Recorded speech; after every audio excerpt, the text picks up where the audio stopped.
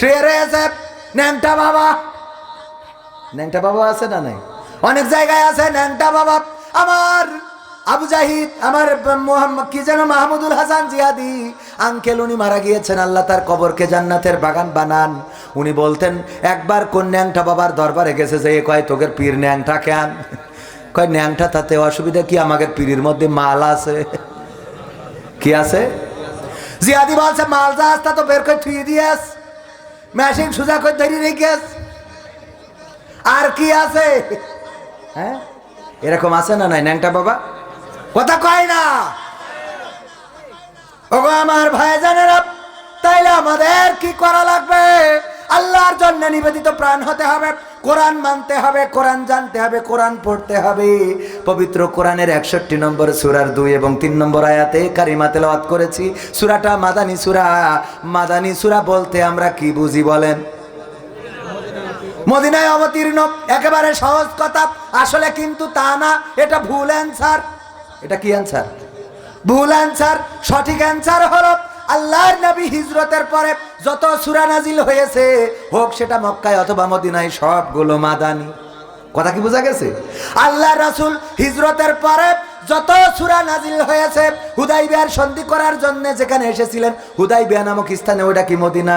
না, ওইটা মদিনা না। হজ করার জন্য এসেছেন, উমরা করার জন্য এসেছেন, বিদায় হজের ভাষণ দিয়েছেন, আরাফাতের ময়দানে গিয়েছেন, মনে আছে না নাই? সেখানেও আল্লাহ রাব্বুল আলামিনের ওহী নাজিল হয়েছে না হয় নাই? ওখানে যে ওহী নাজিল হয়েছে সেটা মাদানী, ওরা মদিনায় হতে হবে এমন না।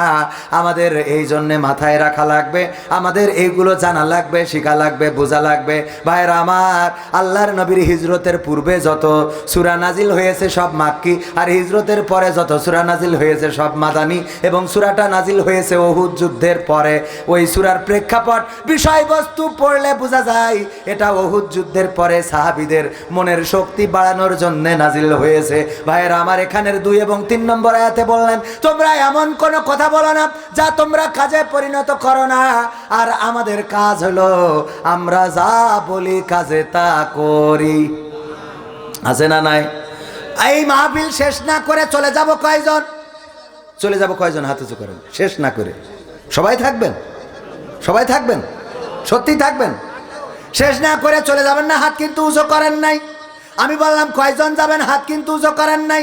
যদি হাত উঁচু না করার পরে এবার যদি কেউ উঠে চলে যান, তাইলে সে এই কোরআনের বিরুদ্ধে, এই আয়াতের বিরুদ্ধে চলে যাবেন। আল্লাহ বলল, ইয়া আইয়ুহাল্লাযীনা আমানু লিমা তাকুলুনা মা লা তাফআলুন, এমন কথা বলো না যা তোমরা কাজে করো না। তাইলে আপনি কেন হাত উঁচু করলেন না, আবার চলে যাবেন? তার মানে আপনি ডাইরেক্ট বসে থেকে কোরআন অস্বীকার করলেন, মানে চোখের পরে উল্টে গেলেন। এরকম আছে না নাই? বঙ্গবন্ধুর চরিত্রে অভিনয় করেছে এক নায়ক, 10 কাঠার প্লট পেয়েছে না পায় নাই? আর ওই নায়কের এগেনস্টে অভিনয় করেছে নায়িকা, নাম হলো কি, ইমরোজ তিশা জানো? এই তিশা নামের নায়িকাটা অভিনয় করলো বঙ্গবন্ধু চরিত্রের এগেনস্টে। এই নায়িকার স্বামী আবার এখন তত্ত্বাবধায়ক সরকারের উপদেষ্টা। এরা চোখের পরে পাল্টি মারে, কথা কয় না, ঠিক না বে ঠিক? এরকম চোখের পরে পাল্টি মারে কিরা দেখবো? যে যেই ওয়াজ করতেছি সেই ওয়াজ না মাইনে চলে যান, কিরা দেখবো? মনে থাকবে? কোরআন পড়তে ভালো লাগে, কোরআন শুনতে ভালো লাগে, কোরআন জানতে ভালো লাগে, কোরআন মানতে ভালো লাগে না। আছে না নাই? কোরআন পড়তে ভালো লাগে, কোরআন শুনতে ভালো লাগে, কোরআন জানতে ভালো লাগে, কোরআন মানতে ভালো লাগে। নামাজেতে পড়লে কোরআন মনটা শীতল হয়, কারির তেলাওয়াত শুনিলে প্রাণ জুড়িয়ে যায়। নামাজেতে পড়লে কোরআন মনটা শীতল হয়, কারির তেলাওয়াত শুনিলে প্রাণ জুড়িয়ে যায়। সেই কোরআনের ব্যাখ্যা দিলে কলিজাতে আগুন জ্বলে। আছে না নাই? সেই কোরআনের ব্যাখ্যা দিলে অন্তরেতে আগুন জ্বলে, বিরোধিতাও চলে কেন তা জানি না। কোরআন পড়তে ভালো লাগে, কোরআন শুনতে ভালো লাগে, কোরআন জানতে ভালো লাগে, কোরআন মানতে ভালো লাগে। কোরআন পড়ে কতক লোকে শুরু করতো দিন, তারা আবার চাইতো না দেশে কোরআনের আইন। ঠিক না বেঠে? কোরআন পড়ে দেখতাম ওরা শুরু করতো দিন। সকালবেলা উঠে আগে যায় নামাজ খুঁজতো না, আগে যায় নামাজ খুঁজতো গো, তারপরে কোরআন পড়ে দিনের শুরু করতো। মিথ্যা না সত্য? কথা কয় মিথ্যা। ডাইরেক্ট আমরা টেলিভিশনে শুনেছি। কোরআন পড়ে অনেক লোকে শুরু করতো দিন, তারা আবার চাইতো না দেশে কোরআনের আইন। এটা যে কেমন নীতি, তাই তো এ দুর্গতি করছে মোদের ক্ষতি কেন তা বুঝি না। কোরআন পড়তে ভালো লাগে, কোরআন শুনতে ভালো লাগে, কোরআন জানতে ভালো লাগে, কোরআন মানতে ভালো লাগে। কোরআন বুকে চুমু খাওয়ার লোকের নাই অভাব, সেই কোরআনের বিরোধিতা আবু জাহেলের স্বভাব। এবার মনে হয় ভয় করছে নাকি? এরকম লোক আছে না নাই? কোরআন বুকে চুমু খাওয়ার লোকের নাই অভাব, সেই কোরআনের বিরোধিতা আবু লাহাবের স্বভাব। মানবা সুবিধা মতো, তাই এই বুকে ক্ষত, দেখলে এমন কিছু সইতে পারি না।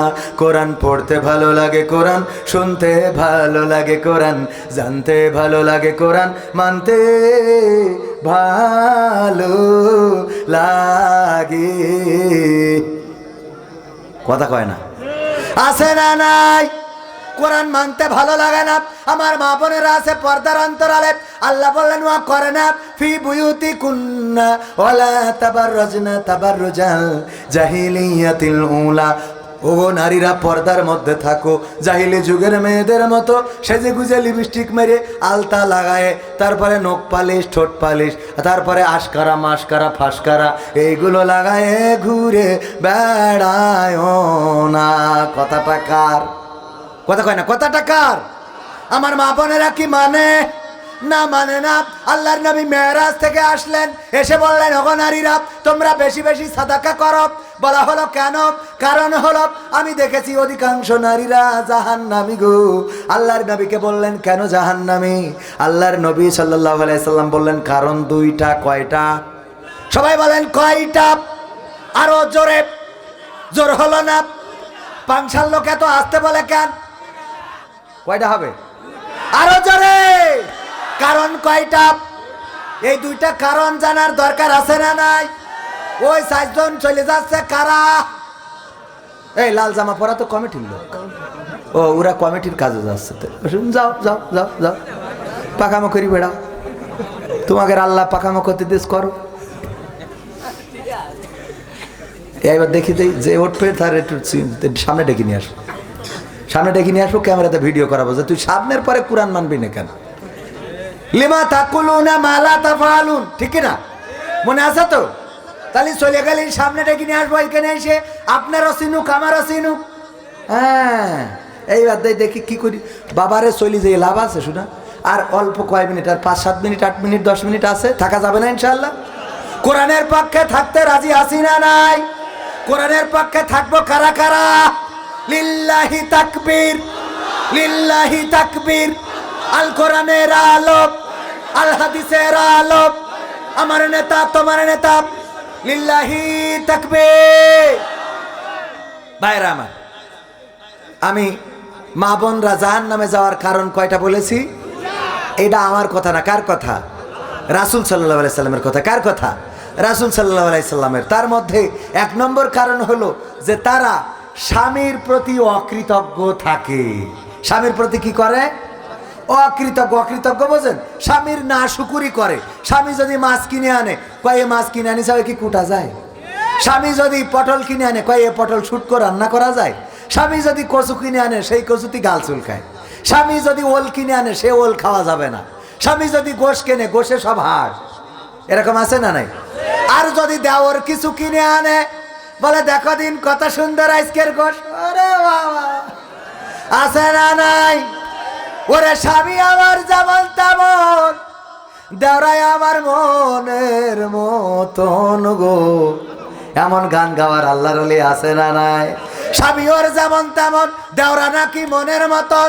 এই অবস্থা যাদের, ওরা স্বামীর কোনো কিছুতে খুশি হয় না, অথচ আমার সাইদুল ভাই বুদ্ধিমান মানুষ, যাই কেনে স্ত্রীর জন্য পছন্দ হয় না, খালি কয় কবির বিন সামাদ দেখো কত সুন্দর, কবির বিন সামাদের পাঞ্জাবিটা সুন্দর, কবির বিন সামাদের ঘরের কালারটা সুন্দর, কবির বিন সামাদের মাদ্রাসাটা সুন্দর, সব পরের তা পছন্দ হয়, নিজেরটা পছন্দ হয় না।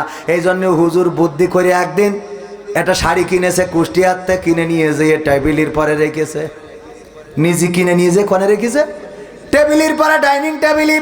স্ত্রী বলছে, স্ত্রী যেই বলছে তাড়াতাড়ি খাতি দাও দিন, খিদে লেগেছে। তো খাতি দিয়ে স্ত্রীদের কাজ হইলো যে কি নিয়ে আইছে, ওইটা কেন নিয়ে আইছে, কাজ জন্য নিয়ে আইছে, শাড়িটা জানতেই হবে না? কথা কয় না, জানা লাগবে না? লাগবে না, ওকে জানাই লাগবে। ওই বাড়ি কি হচ্ছে ছিদ্র দিয়ে তাকায় থাকবে। হ্যাঁ বাইদেশ বাইদেশ, ওরে বাবা, ও বউ শুনেছিস? বু কি আল্লাহ তুই শুনিস নি এখন? আল্লাহ মানে এমন ছোট্ট একটা বিষয় এমন ভাবে বলবে, মানে মেলা কিছু হয়ে গেছে। কি হয়েছে? তো ওগের বাড়ি সেই সাপ মেরিয়েছে। সাপ মেরিয়েছে কি? ছোট বিষয়টারে বড় করে তুলে ধরবে, এই হলো অবস্থা। যাই হোক, এখন ভাইয়ের স্ত্রী বলছে ওই শাড়ি কার? তা বলছে দেখো শাড়ি কবির বিন সামাদ কিনেছে ওর বোর জন্য, ওয়াজ করে বাড়ি যাওয়ার সময় নিয়ে যাবে। বলছে দেখো দিন শাড়িটা কত সুন্দর, কত সুন্দর রং, কত সুন্দর কালার, কত সুন্দর সুতো, আর তুমি যা কেন তাকে পরা যায়? আমার সাইদ ভাই বলছে কি করবো কও? কয় তোমার কোনো পছন্দ নেই, তোমার কোনো নজর পছন্দ নেই। মনে মনে কাছে পছন্দ নেই বলি তো তোর বিয়ে করেছি, তা না হলে তো পরিমণি ধরে আনতাম। এটা তো সাহস করি বলা যায় না, ঠিক না? সাহস করি কি বলা যায় বলেন? কয় আমি বলে তোমার সংসার করছি, অন্য লোক হলি তালাক দিয়ে চলে যাইতো। এই কথা একজন বলে বলেও আবার আর একটা বিয়ে করিস, যে দেখি দে আর একটা বউ থাকে কিনা, পরীক্ষা করার জন্য, যে দেখি দে তুই ছাড়া আরো থাকে কিনা দেখো। এই জন্য এ কথা বলতে গেলেও মা বোনেরা সাবধান, কারণ জিদ করি যদি আর একটা এই নিয়ে বসে তাহলে বলে ধরা খাবেন, যে দেখি তোর বাইরে কেউ থাকে। এই বলে না, বলে না, কয় আমি বলি তোমার সংসার করছি, তা না হলে এতদিন ক্লোজ করি, সানডে মানডে ক্লোজ চলে যাইতো। ভাইয়েরা আমার, সাইদ ভাই বলছে আমার কবির ভাই তার স্ত্রীর জন্য কিনেছে, বলছে দেখো শাড়ির কালার কত সুন্দর, রংটা কেমন, পায়টা কত সুন্দর, প্রিন্টটা কত সুন্দর, ডিজাইনটা কত ভালো, আর তুমি যা কেন তা তো পরা যায় না, যায় না রে। আমার সাইদ ভাই বলছে তোমার যদি পছন্দ হয় তাহলে শাড়িটা তুমি নাও। এইবার শাড়িটা নিয়ে, রে বাবা আনন্দ কি, এত সুন্দর শাড়ি আল্লাহ। সাইদ ভাই শোয়ার সময় স্ত্রী বলতেছে যে আমার কয়লা ময়না পাখি, ধর কয়লা পাখি না ময়না পাখি, তোমার কি এই শাড়িটা পছন্দ হয়েছে? তা বলছে হয়েছে মানে কি, তুমি সারা জীবন যা কিনে চাও একটাও আমার পছন্দ হয়নি, কারণ তোমার নজর ভালো না। এই যে কবির বিন সামাদ কিনেছে কত সুন্দর, আল্লাহ আল্লাহ তার হায়াতে তাইয়্যিবা দান করুক। বলছে দেখো স্ত্রী, আজকের এই রাত শেষ রাত, না জানি আল্লাহ যদি মালাইকা পাঠাই দিয়ে নিয়ে যায় তাহলে কালকে আর তোমার সাথে কথা হবে না, ঘুমালেই তো মানুষ মরা। আমি তোমার সাথে শেষ কথাটা বলে যাই, সেটা হইলো আমি তোমারে কত ভালোবাসি, আমি কুষ্টিয়াতে নিজে চয়েস করি তোমার জন্য এই শাড়িটা কিনেছি শোনা। তা বলছে তাহলে এর রং থাকবে না, তাহলে এর কি আজীবনে স্বামীর প্রতি কৃতজ্ঞ বানানো যাবে? বুদ্ধি করেও লাইনে আনা গেল না। এরকম আছে না নাই? মা বোনেরা যদি থাকেন তাহলে চেঞ্জ পরিবর্তন হওয়া লাগবে, না হইলে জাহান্নামে যাওয়ার কারণ। স্বামী যাই করে, সারাদিন কত কষ্ট করে, রিক্সা চালায়, ভ্যান চালায়, কুষ্টিয়া খুকসাতে তারপরে মাথার ঘাম পায়ে ফেলে হয়তো কিছু মাছ একটু কম দামে কেনার চেষ্টা করেছে, সেই মাছটা নরম হয়ে গেছে, কুটতে যেয়ে গালাগালি শুরু করে দেয়। কি কিনেছে, কুটা যায় না, রান্না করা যায় না, ও মরে না কেন, ও মরে না কেন, এরম আছে না নাই?